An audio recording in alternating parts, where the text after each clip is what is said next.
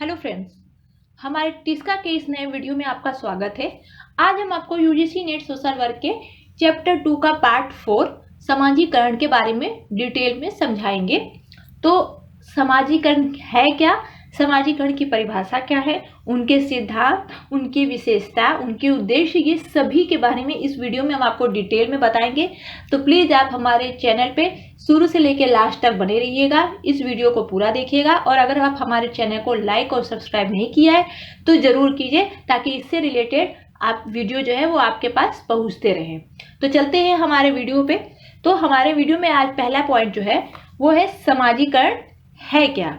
तो समाजीकरण क्या है, किसे कहते हैं, ये डिटेल में हम आपको बता रहे हैं। तो समाजीकरण एक ऐसी सामाजिक प्रक्रिया है जिसके द्वारा एक जैविक प्राणी में सामाजिक गुणों का विकास होता है। एक व्यक्ति के अंदर सामाजिक गुणों का विकास होता है और वह सामाजिक प्राणी बनता है।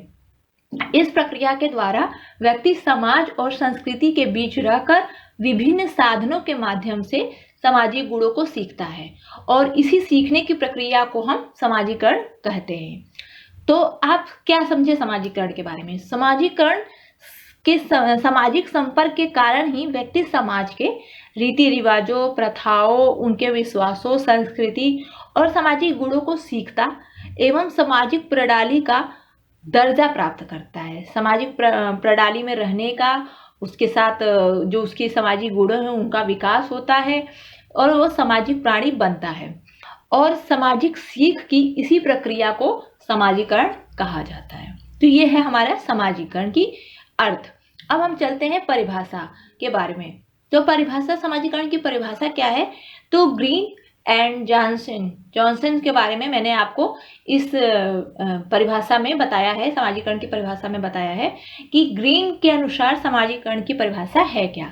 तो ग्रीन ने कहा है कि समाजीकरण वह प्रक्रिया है जिसके द्वारा बच्चा सांस्कृतिक विशेषताओं, आत्म एवं व्यक्तित्व को प्राप्त करता है।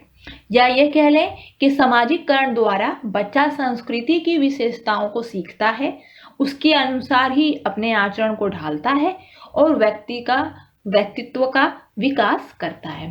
तो ये हमारे वैज्ञानिक ग्रीन के अनुसार था ये समाजीकरण की परिभाषा। सेकंड है हमारा जॉनसन के अनुसार। तो जॉनसन ने समाजीकरण की परिभाषा को स्पष्ट करते हुए कहा है कि समाजीकरण इस प्रकार का सीखना है या इस प्रकार का सीखना होता है जिसमें सीखने वालों को सामाजिक कार्य करने योग्य बनाता है। या ये कह सकते हैं आप कि समाजीकरण सीखने की एक प्रक्रिया है जिसके द्वारा जो है व्यक्ति समाज में अपनी भूमिका को निभाना सीखता है। तो ये हमारे वैज्ञानिक जॉनसन के अनुसार था। अब हम आपको बताएंगे कि समाजीकरण की विशेषता आखिर है क्या। तो समाजीकरण की विशेषता के बारे में मैंने आपको यहाँ पे 5 पॉइंट के बारे में बताया है। तो उसमें पहला पॉइंट है समाजीकरण सीखने की प्रक्रिया है। जैसा कि हमने बताया है कि मनुष्य जो है समाज में रह करके वहाँ के गुणों विकास को सीखता है, तो सीखने की प्रक्रिया को ही हम समाजीकरण कहते हैं। सेकंड है समाजीकरण एक निरंतर प्रक्रिया है। मतलब कि समाजीकरण की प्रक्रिया जन्म से मृत्यु तक चलने वाली प्रक्रिया है। बचपन से लेकर वृद्धावस्था तक व्यक्ति अनेक परिस्थितियों में धारण करता है, अनेक परिस्थितियां आती हैं और उनके अनुसार ही अपनी भूमिकाओं का निर्वाह करना वो सीखता है समाजीकरण के द्वारा। तीसरा पॉइंट है समाजीकरण की प्रक्रिया जो है वो सापेक्षिक होती है।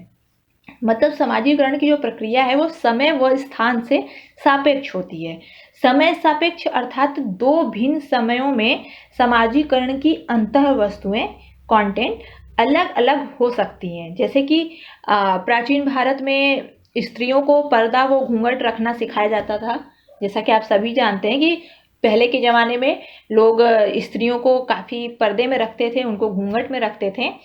और अब के समय ऐसा नहीं है, अब सबके विचार जो है वो बदल गए हैं और एक व्यक्ति को अपनी जाति के खान पान के नियम से परिचित भी करवाया जाता था। किंतु वर्तमान समय में यह व्यवहार अपेक्षित नहीं है। यह आप किसी से अपेक्षा नहीं रख सकते कि वो ऐसा करें। ठीक है। समाजीकरण स्थान सापेक्ष भी है।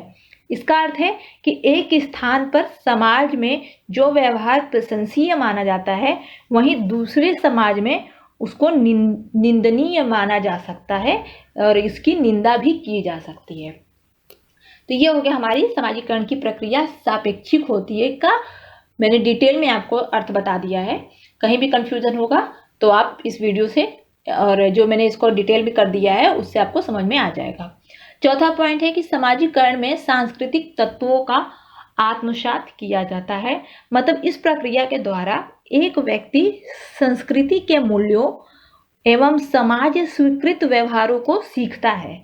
समाज में जो स्वीकार करने योग्य व्यवहार हैं उनको सीखता है तथा संस्कृति के भौतिक तथा अभौतिक तत्वों को आत्मसात करता है या करा जाता है। ठीक है, तो ये हो गया हमारा चौथा पॉइंट।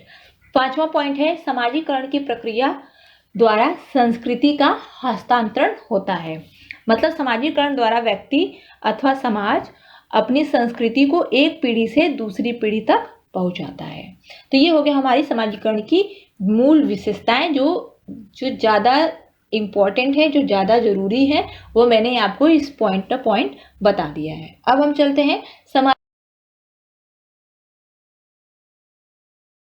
समाजीकरण के प्रमुख अभिकरण, यानी कि प्रमुख संस्थाएं कौन कौन सी हैं जहां वह जो है अपने कार्य को अपने योगदान को समझता है। तो वो संस्थाएं कौन कौन सी हैं? वो है परिवार, मित्रों का समूह, पड़ोस, शिक्षा, राज्य और जनसंपर्क के साधन। इनके द्वारा जो है समाजीकरण वो संस्था के रूप में सीखा जाता है या सीख सकता है आदमी। कभी एक दूसरे के पूरक एवं सहयोगी होते हैं तो वो कभी परस्पर स्वतंत्र एवं संघर्षकारी होते हैं। व्यक्ति इन संस्थाओं एवं समूह में जितना ढलता है समाजीकरण में उतना ही वो सफल माना जाता है। ये है हमारे समाजीकरण के मूल अभिकरण। अब हम चलते हैं समाजीकरण के उद्देश्य क्या हैं। तो समाजीकरण का पहला उद्देश्य है कि समाजीकरण अनुशासन का पाठ पढ़ाता है। समाजीकरण जीवन को सुचारू रूप से चलाने के लिए अनुशासन एवं नियमबद्धता आवश्यक होती है समाजीकरण में। तो इसलिए समाजीकरण में अनुशासन का पाठ पढ़ाया जाता है। सेकंड पॉइंट है समाजीकरण प्रेरणा का स्रोत है।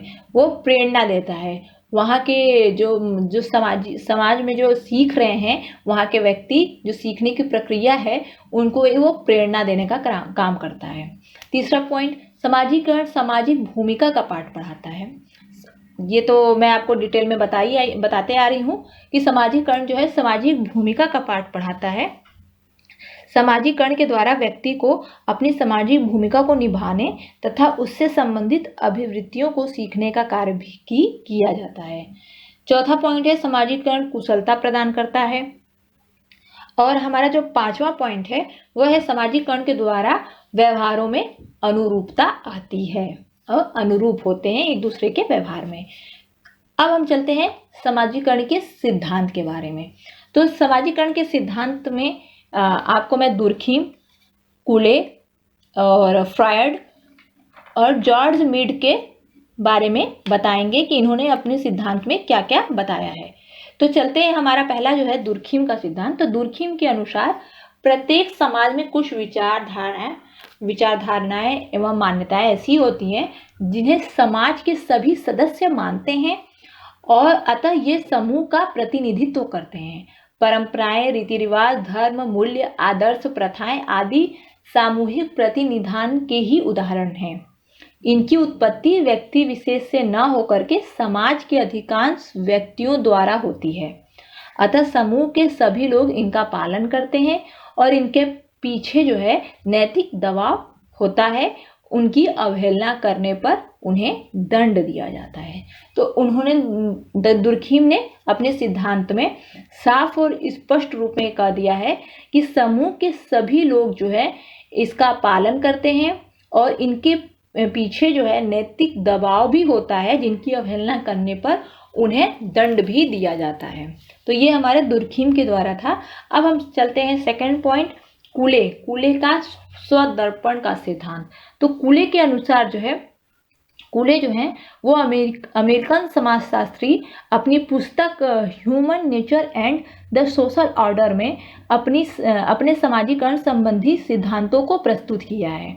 तो कूले ने अपने सिद्धांत का प्रतिपादन व्यक्ति और समाज के संबंधों को स्पष्ट करने के संदर्भ में किया है और उनका मानना है कि समाज के संपर्क में आने पर ही व्यक्ति के आत्मा का विकास होता है।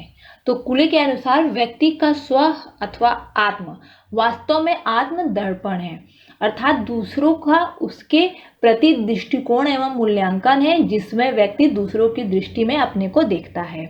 समाज व्यक्ति के लिए दर्पण का कार्य करता है।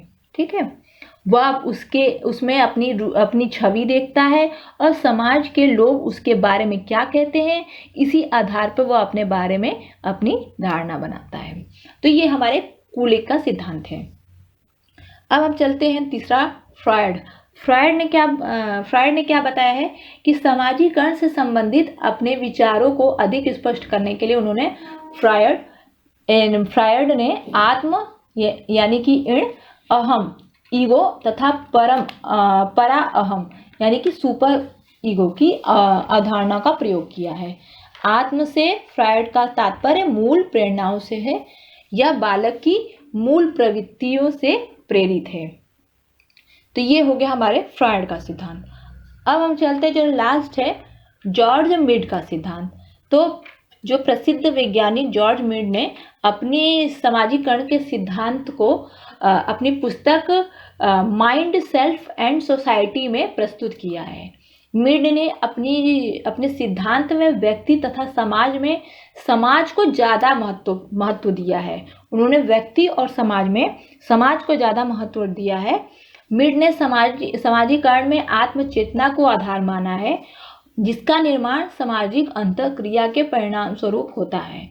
मीड ने व्यक्ति के 2 स्वरूपों का उल्लेख किया है, जबकि व्यक्ति और सेकंड है सामाजिक रूप में आत्मचेतन व्यक्ति में आत्मचेतना के विकास को स्पष्ट करने के लिए मीड ने मैं यानी कि आई तथा मुझे मतलब कि मी शब्दों का प्रयोग किया है। इसलिए इस सिद्धांत को मैं और मुझे का सिद्धांत भी कहा जाता है।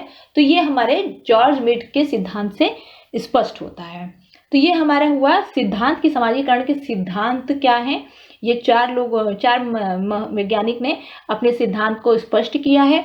तो आप हमारे चैनल पे इसी तरह बने रहिएगा, लाइक कीजिए, सब्सक्राइब कीजिए और इससे रिलेटेड वीडियो और भी आपको मिलते रहेंगे। तो आप हमारे चैनल पे ऐसे ही बने रहिए।